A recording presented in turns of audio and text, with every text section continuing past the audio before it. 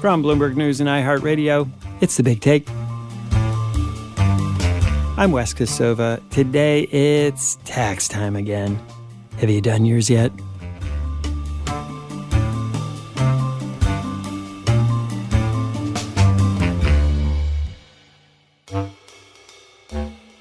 Maybe you're just sitting down now to tackle that hated yearly chore, or paying an accountant, or logging into an online service like the most popular one, Intuit's TurboTax. But no matter if you do it way ahead of time or at the very last minute, what if you didn't have to file taxes at all? The IRS just did it for you for free. Told you each year how much your refund is or what you owe without you having to lift a finger. We asked some people in Washington, D.C. if they'd want the IRS to do their taxes for them. Probably, yeah. Our tax situation is reasonably simple, I would say, quite straightforward, so anything that can make it a little cheaper. Yeah, we'd love to do free taxes provided by the government. Yeah, definitely. I think I would be in favor of that because I usually use third-party software anyway, and so this seems more straightforward. Seems like a good option. I don't know if I would trust them to manage a system like that. It's reminiscent of healthcare.gov. Yeah, in a perfect world, sure. But are they capable of managing what's on their plate right now? Not quite. This proposal is just what the Biden administration and some Democrats want to happen. Congress has approved money for the Internal Revenue Service to study if it's possible for the government to do people's taxes for them, like some other countries already do. Bloomberg reporters Brody Ford, Ben Steverman, and Laura Davison have been covering what that might look like. Brody, the IRS is conducting this study on the possibility of creating its own tax filing service that would be free. Exactly what is that, and why are they doing it now? The IRS has flirted with creating free tax system for a long time, for decades. It's one of those weird, uniquely American things. I compare it a bit to healthcare, where we know that our system is pretty different than other developed countries, maybe doesn't work as well, but there's just never quite been the political will to change that. So unless you own a business in most developed countries, most wealthy countries, the government essentially calculates these things for you. It's not that you have to scramble before April and hire an accountant or go online and fill out all these things and sweat through the night. Essentially, it's kind of done for you. The same way in some other countries, you don't have to pay for healthcare. It's just part of your taxes. And so for a long time, good government types, folks at the IRS have thought, hey, could we do this? But, ultimately, that has not happened. About 20 years ago, the IRS entered an agreement with private industry saying, okay, look, we won't compete with you. We won't make a system that would undercut your profits as long as you make your systems available to low and moderate income people. I think the agreement was about 70% of the population. And so it's a significant number. That didn't work. That didn't happen, right? Today, under that agreement, I think it's only about 4% of people have utilized it. Some corporations offer their systems for free by their own accord, but it's unregulated. They try to upsell people. And so one of the big reasons that right now is a moment we're seeing this happen is that some pretty important officials have come to the conclusion that the current agreement between the IRS and private industry has not worked. The other reason this is on the table now is that last August, Congress passed, after more than a year of debate, the Inflation Reduction Act, so-called, which is President Biden's signature economic package. There's money for climate in there, but there's also money for the IRS, almost $80 billion to improve customer service, to improve enforcement. But along with that, Elizabeth Warren and other progressives kind of shoehorned into that very large bill this study of whether it's viable to offer free tax filing to Americans in some form. Laura, is it viable? You've covered the IRS for a long time. Is this something that the IRS can do? Well, there's two questions there. Can the IRS do it? The IRS has had a lot of technical challenges going forward, and that's really part of this $80 billion as part of the Inflation Reduction Act, is to get the agency up to the technical standard it needs to be. So it is possible, particularly with this new investment. There are a lot of examples where government websites, healthcare.gov is sort of the prime example of where... That was the Obamacare website. We all remember it came out. It was super glitchy. So there's, examples of government sort of falling down when they have these big initiatives that they need to take on. There's a lot of optimism, both within the IRS and outside the IRS, that this is something that is possible. The IRS already has this information to go ahead and calculate people's taxes for them. And that's one of the big frustrations for folks. When they go and file their taxes, they are trying to figure out all the receipts, get all the paperwork they need from their bank, from their job. And the IRS already has this for the most part. Having the IRS tell you what they think you owe is sort of the government showing their hand first versus you having to guess what they have and then having the IRS come back and say, hey, no, you're wrong. We either need more information, you owe more money, or, worst case scenario, we're sending an auditor to look through all your books. So Brody described how other countries do that. Is that the way it works? Is that they're just keeping track of the numbers? The computers already kind of know what you owe and they just tell you and you pay it? Yeah, so it's essentially, they call it a returnless filing system that basically you get a form and it says, here's what you made. Here are other income sources you may have. And you just click OK, yes or no, and you move on. It takes almost no time. Whereas in the U.S., the average American spends somewhere north of 10 hours a year filling out their tax return. That is a fixable problem with money and time. The IRS can do this. The question is, can they really get the go-ahead from Congress and the funding from Congress to do this? And so there is the big question. Brody, you mentioned how there was this agreement between the government and these companies that you can pay, like TurboTax and H&R Block. We're familiar with them, but it hasn't happened. And why is that? So the goal with the Free File Alliance was, you got to remember, I think this was 2002. A lot of people were still physically mailing their returns to the IRS. That's a disaster. Nobody wants that. So part of the goal was to improve electronic filing, make it simpler for everyone, and also make sure that people who were below a certain income threshold could get it for free. And again, the goal was there that if you have 70% of people who are eligible, maybe you don't get all 70%, but, maybe you get 40, 50%. You get 4% is what ended up happening. And that has happened because a couple of reasons. Lack of awareness, right? A lot of people just simply didn't know about this program. If you talk to your friends, I remember I was in college not that long ago. Nobody made above this income threshold.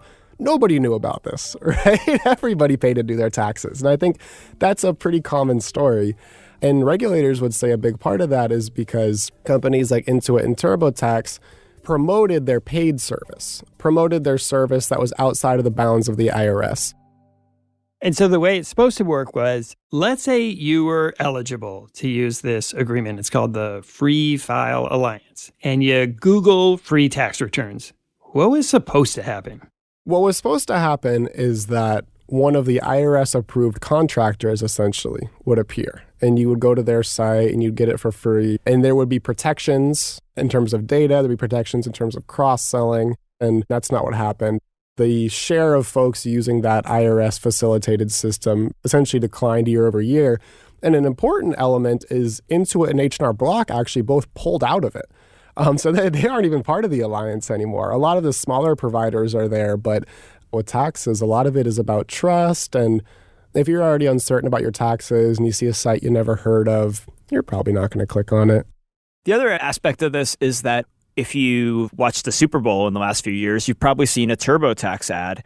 And in previous years, they would hammer home the idea that it was free. So they were marketing themselves, their core product, as a free product. And a lot of people would log on to do that, and then they'd end up paying for a state tax return or paying for other services. The thing, too, that's important to remember behind all of this is just the fear that goes in for the average person as they're trying to file their taxes. They don't want to get audited. They don't want to forget something. So when you have a service that's saying, hey, for, $25, $30, $40 extra dollars, we'll, make sure that if you get audited, if you're selected for audit, we'll cover that for you. If you're already in the system and you need to fill out your state tax return, what's another $25 to go ahead and do that? Another thing that's important to remember is that some of the services would also allow you to pay for the service out of your refund. So it feels like less of a hit if, okay, I'm getting $2,000 back, what's 100 or 200 of that going to the tax service versus having to actually write a check. So they made it very easy psychologically for people to say, yeah, this is worth paying for, and I'm not even really feeling the hit directly. It's in the interests of tax filing companies who make money off of this to make this tax filing time seem like this very complicated thing. For a lot of people, maybe 70 million people, according to one study we looked at. They have pretty simple taxes. Like, I have very simple taxes. I have a W-2, I've got my income, but I don't own a house. And so I have a retirement account, but that's not part of your taxes. And so I have like 2 or 3 inputs. Why am I paying to file a very simple tax return that there really isn't any risk of being audited? And if they do audit me, like, I'll have 2 documents to show them. So there's a lot of people in that situation, and those people are still anxious, and they really shouldn't be. So a lot of this controversy began to come to a head in about 2019. We saw state regulators, federal regulators, stand-up comedians, journalists, a lot of people coming out of the woodworks to say, wait a second, tax filing was meant to be free. There's a company making $4 billion a year off of it. And that's a really core piece of the lawsuits by a coalition of state regulators, all 50, rare to see them all agree on something, as well as the Federal Trade Commission. And so the state regulator lawsuit, they took them to task over this free marketing, as well as that thing of redirecting users from the IRS facilitated system to their system. And that ended up settling. Intuit paid $141 million, and they agreed to a whole motley of remedies. They agreed to more government monitoring. They agreed to change their advertising practices. And Intuit says that they are helping the consumer, that they are helping people get the biggest return possible, that maybe wouldn't be possible without their software. And even in the state regulator lawsuit, they admitted no wrongdoing as they accepted the variety of remedies. And if you've watched advertisements on YouTube, the Super Bowl in the last year or two, you've noticed that TurboTax's ads don't say free too much. There was an advertisement cited by regulators where it was an auctioneer, and the dude just said free, free, free, free, free. Free, free, free, honey, free, down, free, hit free in here, free, free, free, free. And then it popped up with a TurboTax logo. Like, that was the whole brand positioning, right? And that's totally changed now. But if you talk to TurboTax like I have, they say that the change in marketing away from the free messaging is totally unrelated to the lawsuits, that they were going that direction anyway. But no matter how you cut it, their marketing has changed in recent years. When we're back, what this tax filing system might look like if it happens.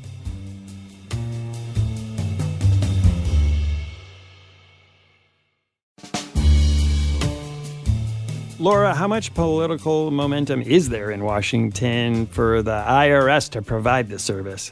Yeah, you're starting to see political momentum, particularly from Democrats, about the need for this. You mentioned earlier that Senator Elizabeth Warren has really been beating this drum. With simplified filing, they could plug in IRS data, take a look, maybe make a tweak if they think there's something that's not right there, and then send it in minutes instead of hours. My view on this, it's time to put hardworking Americans at the center of our tax policy. Simplify, make it easier, let them be able to pay their taxes and move on with their lives. She's led a group of Democratic senators on a bill that's been in Congress for several years. It's never really gotten any traction on this issue. The reason that the Free File Alliance exists is because of this 20-year-old truce where the IRS and Congress said, okay, we'll let the companies have a stake in this and we won't compete with them. And that was the result of lobbying. We're now sort of at the end of this pact. And Congress sees an opening to go forward here. But I anticipate that we will see, again, lobbying really step up. You look at Intuit and H&R Block, both are big political givers and bipartisan. They're giving to both sides, so no matter who is in charge, that they will have friends on both sides of the aisle. You look about 15, 20 years ago in California, there was an effort to do this at the state level for California state tax returns. So there was a pilot program in 2005 and 2006 where they sent out these returns already filled out to people, and you just basically had to check yes or no and send it back to the state tax board. And people loved it. 99% of people said that they thought it was great, and they said it saved them time, that it was really, really beneficial. Just kind of across the board, really overwhelmingly positive response. It never got a vote in the California state legislature. Brody, Laura mentioned how the industry does a lot of lobbying. Tell us about Intuit specifically. It's the biggest in the online tax filing space, and it owns TurboTax. Absolutely. They punch above their weight when it comes to looking at the size of a company versus how much they're spending on lobbying. They set a record last year for their lobbying spending, more than any other year before. They have a lot of, well-known faces around DC working for them. And what I find interesting about their strategy is the way that their arguments appeal to both the left and the right. They'll say things that appeal to Republicans, such as, The IRS is overreaching. The IRS doesn't have the capability of doing this. And then they'll say things that can appeal to Democrats, talking about how, well, look, the IRS is just underfunded and we want to make sure that poor people get their returns. This won't really benefit the working class. One of the arguments from TurboTax that it's a conflict of interest for the IRS to offer this as a service to taxpayers, that the IRS has a interest in getting the most revenue possible. So the idea that you would pre-populate returns and suggest how much someone owes proactively would be somehow a conflict of interest, and the IRS could be playing games with that. And do those arguments win on Capitol Hill because they're so persuasive or because there's some money that goes along with it? You particularly look at Republicans, and they've had a lot of success with anti-IRS messaging throughout the midterms. They really campaigned on, Biden is pumping $80 billion, and there's going to be an IRS army with armed agents on your doorstep demanding that you hand over money. The flip side of this is that this is also an idea that's very popular with voters. So if people get a taste of this, Republicans may struggle more to convince people that this is something that they should be fearful of. So let's say the IRS does move forward with all this money in the Biden plan and they try to build their own tax filing system. What would that actually look like? If you went to it, what do you imagine you would find there?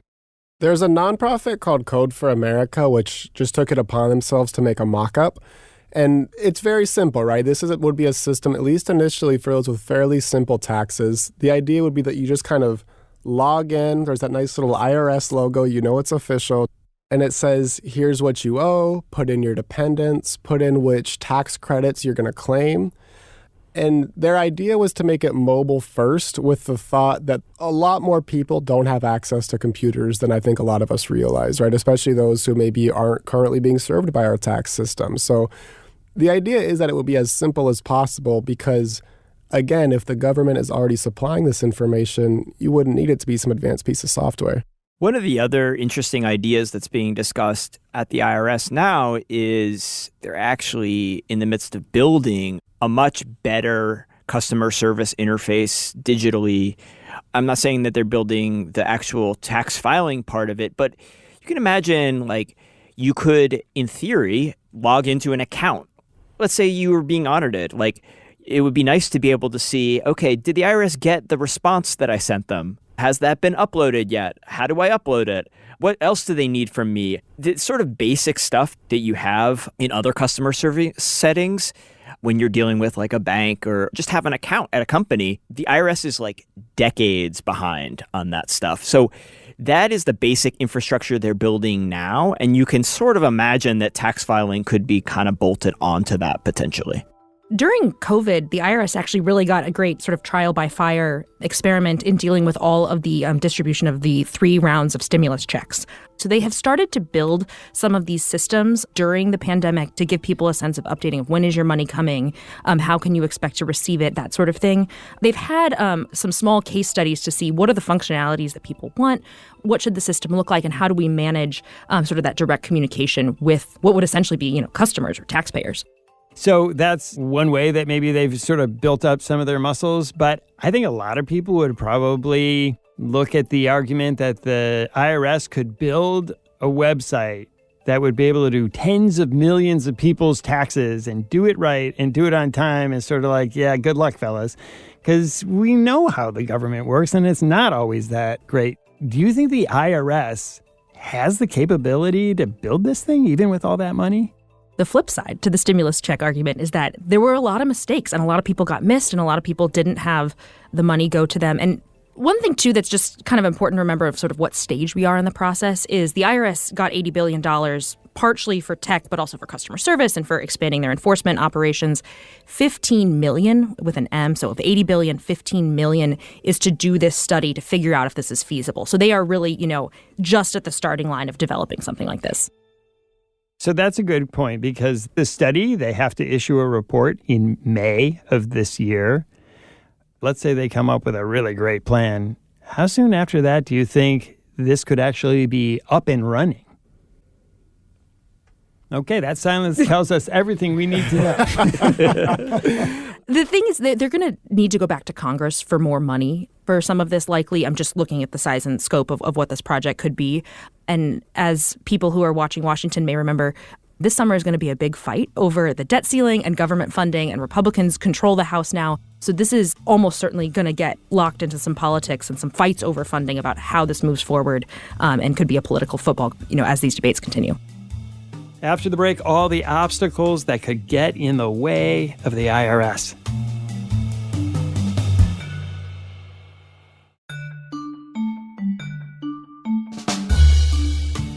Brody, you write that Wall Street analysts think that the chances of the government building this system are so remote that they don't even factor it into their models. Yeah, so companies under risk of losing their revenue in the future, they lose a little bit off their stock price. If you have a company that's big oil is a great example, right? Everybody knows that that's going to go away. Maybe not as soon as some people hope, but it's going to go away, right? And so they lose some valuation on that. The same thing if a company might get regulated out of existence, they lose valuation. Intuit does not lose valuation for risk of the IRS. I went down the list and called 10 different analysts. A lot of them kind of laughed at me. They were saying, one, the IRS is underfunded. It's not going to be able to do it. But the consensus over there is absolutely that Intuit will be fine, that even if the IRS goes ahead and successfully builds this, it's not going to pull away many people, and maybe the people it pulls away weren't really a profit center anyway.